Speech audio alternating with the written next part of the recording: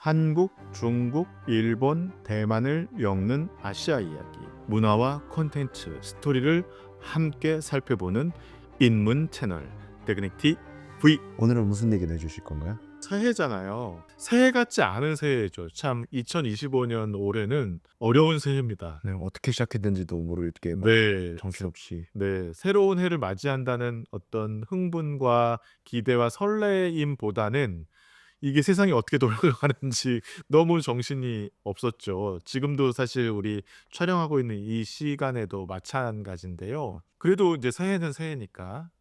우리가 이제 새해라고 하지만 중국 사람들은 이거를 춘절이라고 불러요. 춘절이라고 하는 말이 어떤 의미일까? 궁금하지 않으셨나요? 엄청 궁금하셨을 것 같아서 춘절이라는 이름에 대해서 한번 살펴보도록 하겠습니다. 춘이 뭔가요? 봄, 봄이죠. 절은 절기할 때. 절기 혹은 명절이란 뜻이잖아요. 네. 근데 중국 사람들은 설을 춘절이라고 부르거든요. 봄의 명절, 봄이 오는 절기, 뭐 이런 뜻이겠죠.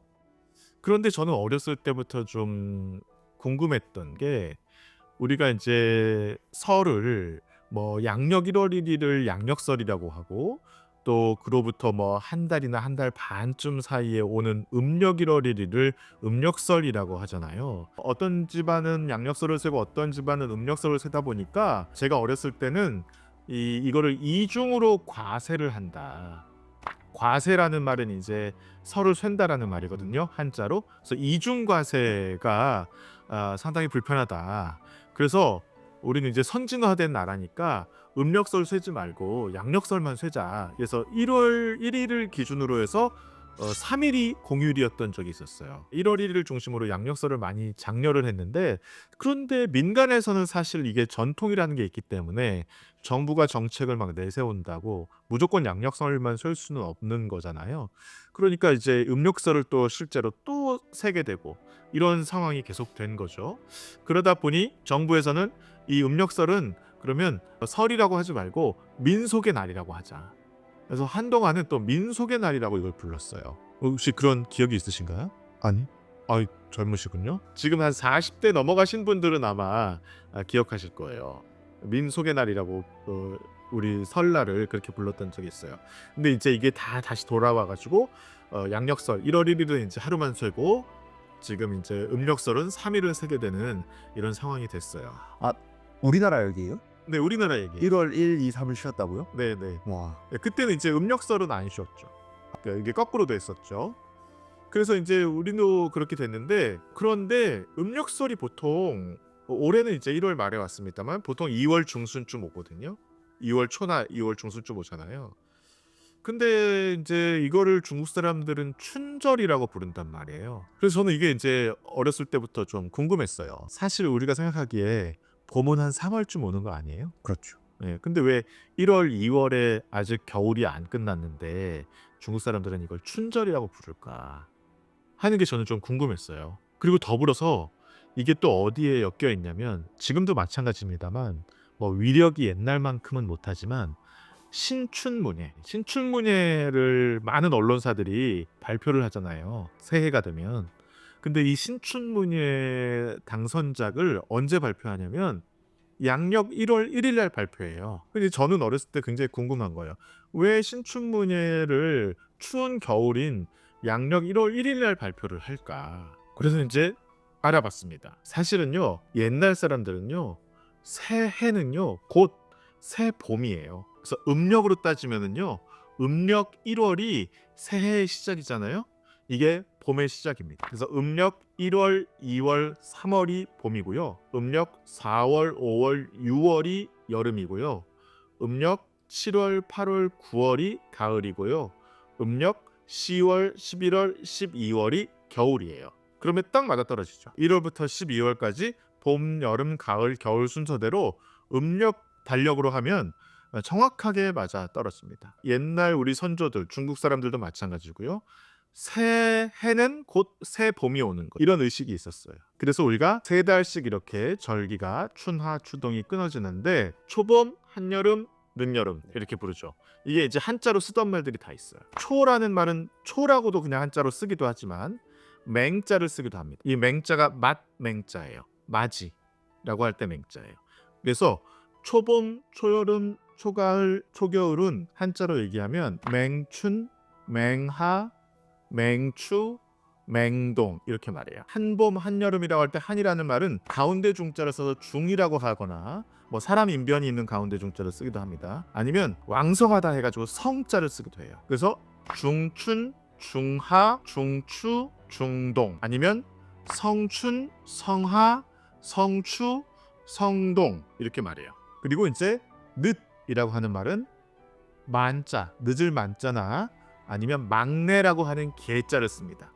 그래서 늦봄 하면은 만춘 또는 개춘 이렇게 말합니다. 그래서 만춘, 만하, 만추, 만동 아니면 개춘, 개하, 개추, 개동 이렇게 돼 있어요. 그래서 우리가 보통 무슨 서예 작품이나 동양화 작품 같은 것들을 보면 이 사람이 무슨 을사년 맹춘에 썼다 이렇게 쓰는 경우가 있거든요. 그럼 을사년은 이 사람이 살아있을 때 을사년은 많아야 2번밖에 안 겪어요. 60갑자니까. 그럼 이제 을사년이라고 하는 걸 이 사람이 살았던 그 시대를 따져서 몇 년도인지 유추하는 것이고, 그다음에 맹춘이다 그러면 이거는 음력 1월이다. 성하다 그러면 음력 5월이다. 네, 이렇게 이제 따져서 계산을 하는 겁니다. 네, 그래서 중추 그럼 뭐예요? 중추절. 추석 한 가을에 오는 절기가 중추절이에요. 그것대로 따지면 설날이라는 말은 다른 말로 하면 초춘절 아니면 맹춘절이 되는 거죠. 근데 이제 거기서 초나 맹자를 떼고 그냥 춘절이라고 부르는 거죠. 한 해의 시작이 곧 봄의 시작이다라고 하는 의식을 우리 선조들은 가지고 살았다라고 하는 거죠. 그래서 새해는 새 봄을 맞는 일이기도 합니다. 그 관습을 중국 사람들은 지금도 따라서 설날을 춘절이라고 부릅니다. 그래서 이제 원래는 음력 1월이 새 봄의 시작인데 이 관습이 양력으로 넘어간 거예요. 그래서 신춘문예라고 하는 것은 1월 1일이 양력임에도 불구하고 1월이면 봄이 온다라고 하는 생각을 가지고 있던 사람들이 양력에 그냥 이거를 적용시켜 버린 거죠. 그래서 양력 1월 1일을 그냥 신춘이라고 본 거예요. 언론사에서. 그래서 신춘문예는 매년 양력 1월 1일 날 발표를 합니다. 봄의 첫날이라고 보는 거죠. 음력 양력을 헷갈리면서도. 뭐가 꼬였네요. 네, 좀 꼬였죠. 그래서 춘절이라는 말의 유래는 이렇게 우리가 새 봄, 새해를 맞이하는 이런 관습에서부터 시작되었다. 그래서 설날이라고 하는 것은 우리 선조들에게 있어서도 봄을 맞이하는 명절이었다. 이렇게 이제 얘기를 할 수 있겠습니다.